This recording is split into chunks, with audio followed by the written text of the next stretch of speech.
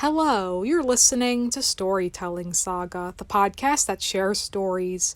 I'm your host, Allie, and this week I'm discussing Juno, written by Diablo Cody, directed by Jason Reitman. And I remember seeing this movie in theaters back in 2007. It's such a great movie, with such witty dialogue and such heavy subject matter.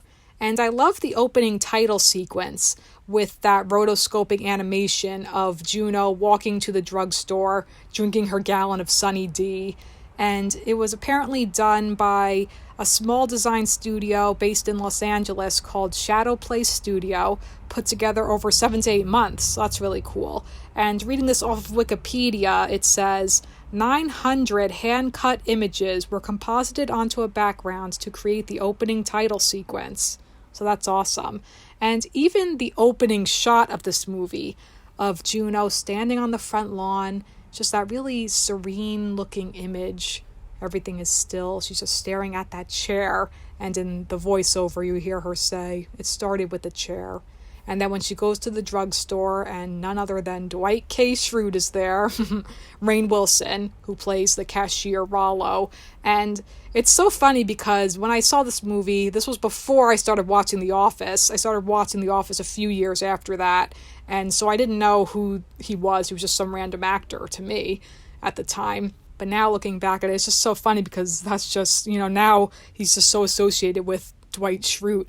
But his character still stands out to me, and he's only in that one scene, but every line of dialogue of his is just fantastic. A lot of rhyming. It's just so really funny. Just still sticks with me, all his lines, when he's saying, "Your ego is prego, no doubt about it." And also, was the prognosis fertile, Myrtle? And then when she takes the pregnancy test, she's shaking it, and he's saying, "That's no Etch-a-Sketch. That's one doodle that can't be undid, home skillet." Goodness. So then Juno's just such a great character, though. Really great protagonist, because she's extremely intelligent and independently thinking, and just really mature for her age, even though she's only 16 years old. Like, she has a good head on her shoulders. And she's just got that quirky, her too, with the quirky, witty dialogue throughout the whole movie. Even also with her best friend, Leah. Her friend is the first person she calls and tells her that she's pregnant. And something I forgot, that when she calls her friend, she's just like petting her little bunny, her brown bunny. That's so cute. And also with Juno, I love just her room and everything too. Like the design, the scenery and stuff in this movie is really great. With Juno's room, all of those cool posters on her wall, and it's just all these bizarre trinkets, those random naked dolls sitting on her shelves, and of course her hamburger foam. So then when she calls her best friend and tells her she's pregnant, and how Leah's like, "What? Honest to blog?" And then Juno makes the decision that she's going to get an abortion. And her friend is just really supportive. She's just a great friend to her throughout everything. And also then when Juno goes to tell the father of the baby, her best friend Paulie Bleecker, played by Michael Cera, which is so crazy too, because Michael Cera, he also starred in that same year, in 2007, he starred in Superbad, and that was a huge film, of course. So he was really popular at the time. And I hadn't seen Superbad in theaters. I saw it after the fact, so that was funny.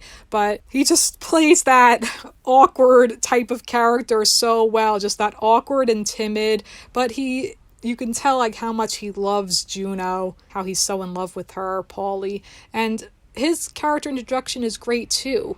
When we see him getting ready for his track meet, he's got his really gold shorts on, and he microwaves a Hot Pocket, and then him and his orange Tic Tacs, which is funny because he doesn't put them in his hand and then eats them. He just pops them right into his mouth, so he's not sharing those Tic Tacs. He just loves those orange Tic Tacs for some inexplicable reason.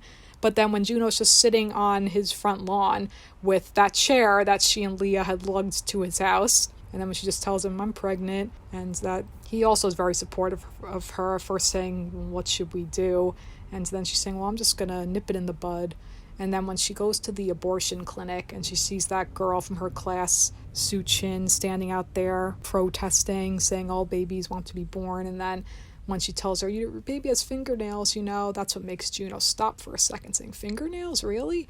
And then when she's in the office, and then there's that whole sequence of people like drumming their nails, and how is someone, just on a side note, someone is just doing their nails, like polishing their nails. I mean, you don't really just go to a doctor's office and polish your nails, but I guess if you're just sitting around waiting, why not? And then someone just scratching their neck, all these things with fingernails, and then it just becomes overwhelming to her, and she decides that she's going to stay pregnant and that she's going to place the baby for adoption. So Juno, as this young girl, only 16 years old, having to make these really adult decisions because of this unplanned pregnancy. And this, too, was before what became what is now a huge show, obviously, an ongoing series on MTV, 16 and Pregnant, which then led to, which is still going, Teen Mom and Teen Mom 2, which I watched some of those shows back in the day, like years ago when they were first starting. And I used to watch Teen Mom. I don't watch it anymore, but those shows are still going. People are still watching them, obviously. And with Juno, how she has to, again, with Leah saying, oh, so you're going to, really get pregnant then, and you're going to have to, tell people. And Leah being supportive every step of the way. She's there when Juno has to tell her parents, her father, played by J.K. Simmons, and her stepmother, played by Allison Janney. So those are two huge names, too. They've been in so much stuff, those actors. But her stepmother, Bren, and her father, Mac. So then when she just tells them, and that scene is really, you can feel how nervous she is, but they're at first disappointed, but then her stepmother is going to help her. She's saying, prenatal vitamins, and they're good for your nails, and she's a nail technician. Well, so she says, and then the father works in heating and air conditioning, and then the father's saying, well, who's the father, Junebug? And she's saying, well, it's Paulie, and Paulie Bleecker, and he's like, I didn't think he had it in him. They're kind of teasing her, and then when he says, I thought you were the kind of girl who knew when to say when, and she says, I don't really know what kind of girl I am. Because she's still young, she still needs to figure out who she is, she still needs to figure out her life, and she's obviously not ready to be a mother. And he's saying, then afterwards when they're just talking, saying that, oh, well, did you think it was that? It's like, no, I had hoped she was on drugs or something, or DUI, anything but this. But then when they look in the penny saver and she finds that couple, Mark and Vanessa Loring, Mark played by Jason Bateman and Vanessa played by Jennifer Garner. Really awesome cast in this movie. And Vanessa's character introduction too, it's just great how just a few shots, it tells you so much about the character. No dialogue at all. When you see just this really pristine house, everything all precise, when she's just turning a picture frame ever so slightly so that they're all lined up the same way. All these small, precise things that she's just very neat and proper, very type A. But when Juno goes to them and her father comes along talking about the whole adoption process, and Juno doesn't want any contact. She's just like, nope, just a closed adoption. I'm just going to have the thing and send it your way. She just wants to move on from all of this. And Vanessa is so eager to be a mother. And then when afterwards she's saying, how sure would you say you are? Are you 80%, 90%? And Juno says, I'm going to say I'm about 104% sure. But then you could see clearly how, as happy and relieved as Vanessa is that they are finally going to become parents, that she's finally going to become a mother, the opposite is Mark, her husband, where he's just like, oh yeah, I want to help with the science fairs and all that. But then you see how there's this tension with Mark and Vanessa. And when Juno makes that comment, oh wow, you have this one room for all your stuff. Well, she's got you on a long leash there, Mark. You see that he is into rock music, and then he's got all of his instruments, his guitars, but that he works just writing commercial jingles. He's a composer. And so it's also great how it starts in the fall, so then each season as she gets more and more visibly pregnant, and then at school people are judging her, staring at her, talking about her, and Paulie just kind of follows Juno's lead, because Paulie's just very much in love with her, but even when she had said to him, it's like, oh, it wasn't like your idea of when they had sex that night. And also she had said when she tells the parents that she's pregnant, it's like, hey, Paulie is very good in chair, instead of in bed, because they had sex in that chair.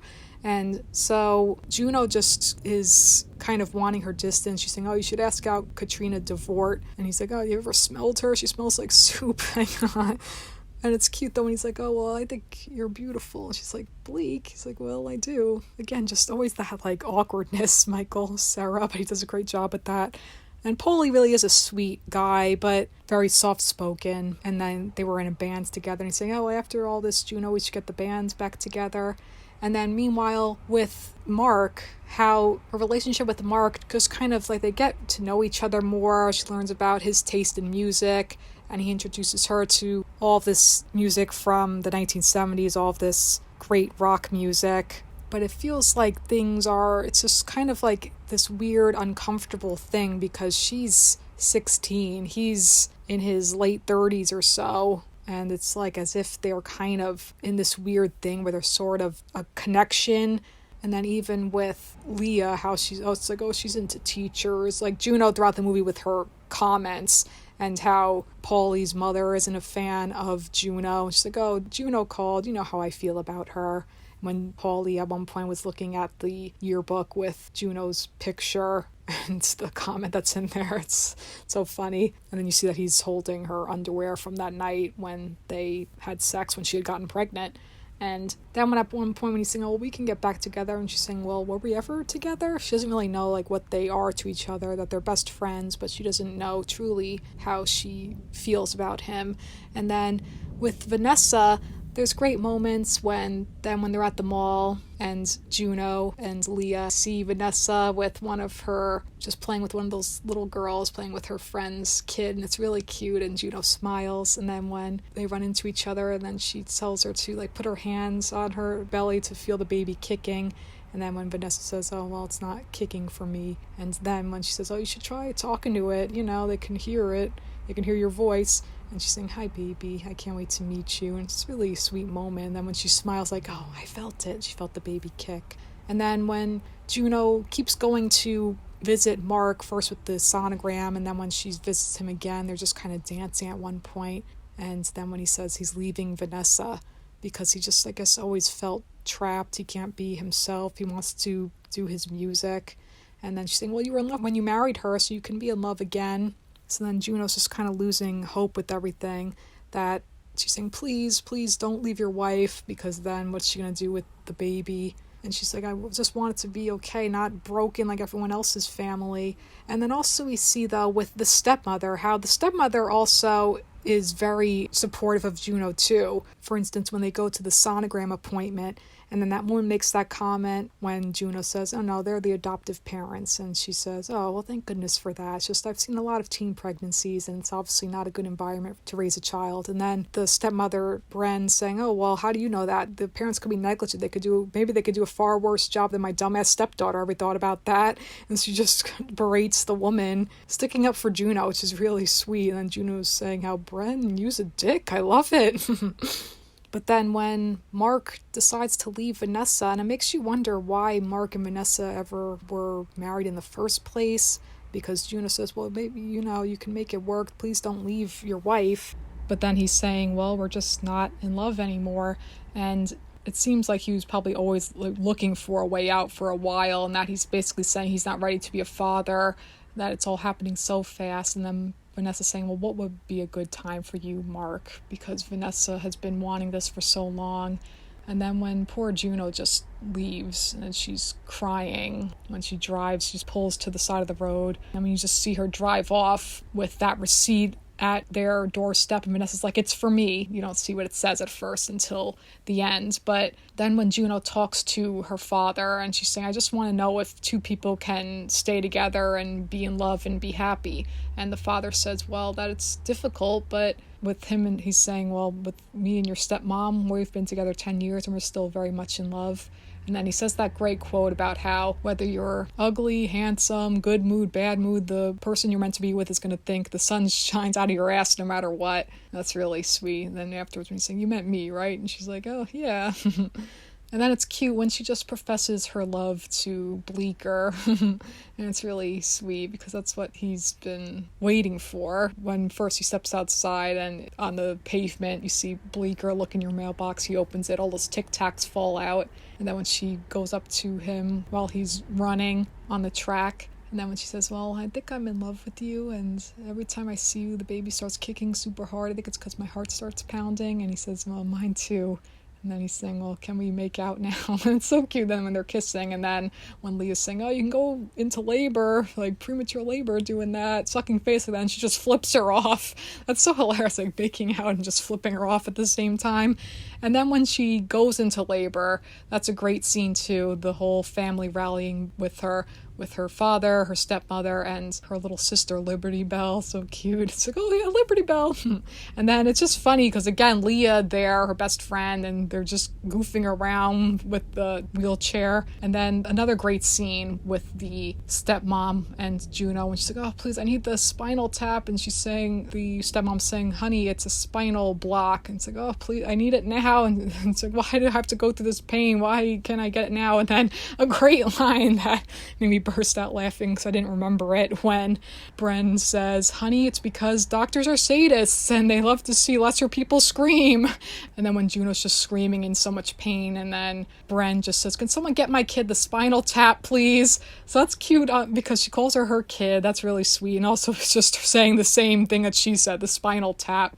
And then it's great also when it's really touching too, when after Juno gives birth and then she's in the voiceover saying, I didn't tell Bleecker that I was in labor about the baby because I knew he had a big meet, the track meet. And then you hear that he just made record time, and he looks out in the stands, and then in her voiceover she says, but he figured it out anyway. And then when he runs there to her, and it's really touching moment too with the dad sitting there after Juno had the baby, and then he says, someday you'll be back here on your own terms. And then when Paulie shows up, and then he just kind of pats his shoulder, and then Paulie just snuggles up to Juno on that bed, and it's really touching. He's comforting her, and she's crying, but she's smiling. And then when the nurse goes to Vanessa saying, would you like to meet your son? And Vanessa says, I have a son. And she's holding the baby, and it's really sweet. And then Bren is there just kind of watching, and she could tell she's just so nervous, but she's holding her son, and it's just really cute. And then Vanessa's saying, how do I look? And she says, like a new mom, scared.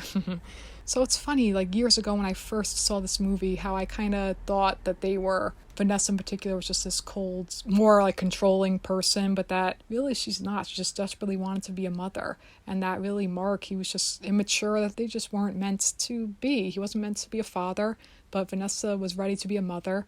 And also how with the stepmother, with Juno, she was just so supportive of her. She treated her as her own daughter, so that's really sweet also.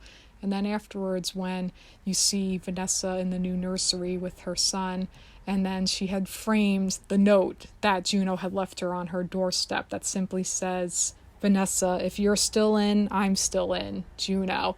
And I remember at the time watching this movie, after it ended, there was a woman sitting next to me, this older woman, this elderly lady, and it was a packed theater because it was a smaller theater. There were no seats available, no other seats, so she sat right next to me. It was cute. But then afterwards, she turned to me and said, oh, well, what did that note say? Because she hadn't read it, and then she couldn't read it in time, and I told her, and she's like, oh, that was nice. I just remember that.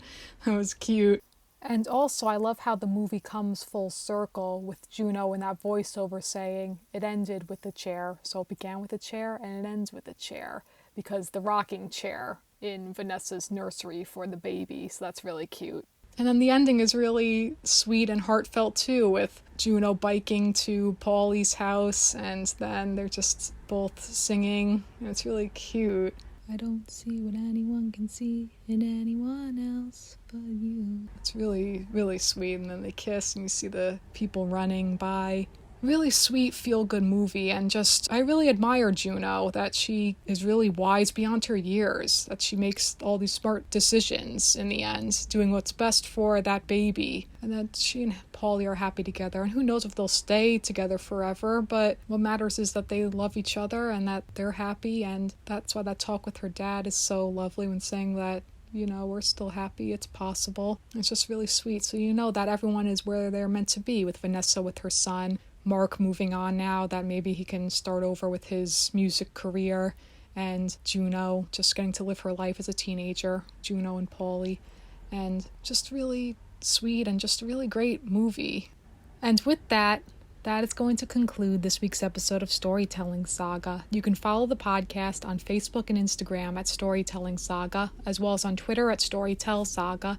You can also send me any questions, comments, or writing prompts by leaving me a message in the contact section of storytellingsaga.com or by sending me an email at storytellingsaga@gmail.com. Next week, I thought I would talk a little about the coronavirus, obviously this global pandemic affecting everyone around the entire world. So I just wanted to talk a little bit about my experience and how it's been working from home the past couple of weeks and just things like that. And then after that, I figured I'd talk about, since we're all social distancing, so not being in big crowds, obviously. So then I figured, let's reminisce about being in big crowds. So I'm going to be talking about favorite concerts I've been to over the past several years growing up. Until then, thank you for listening, and remember, write what you love.